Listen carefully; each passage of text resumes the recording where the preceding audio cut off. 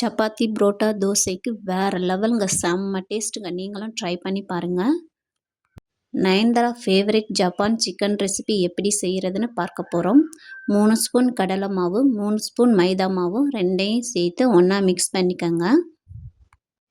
அதோட நமக்கு தேவையான 2 முட்டையை உடைச்சி அதோட ஆட் பண்ணிக்கோங்க.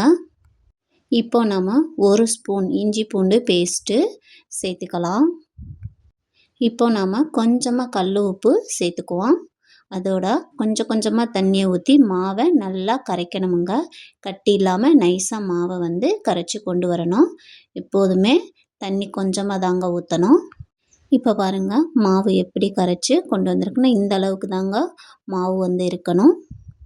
1/2 கிலோ கறியை அரை வேக்காடை வேக வச்சு அதை நல்லா புழிஞ்சு ஒரு பிளேட்டில் எடுத்து நம்ம வச்சுக்குவோம்.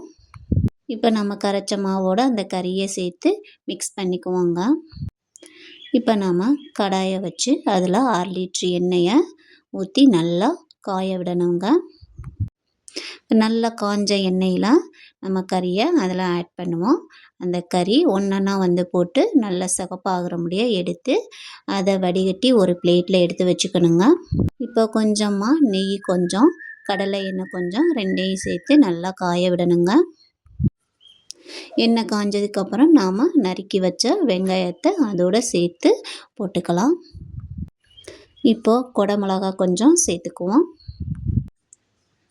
இப்போது நம்ம கஸ்தூரி மேத்தி கொஞ்சம் சேர்த்துக்குவோம்.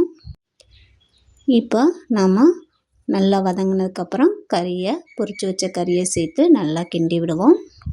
அதோட 6 லிட்ரு பாலும் சேர்த்து நல்லா கிண்டி விடணுங்க. நாம் இப்போ சுகர் கொஞ்சம் ஆட் பண்ணிக்குவோம்.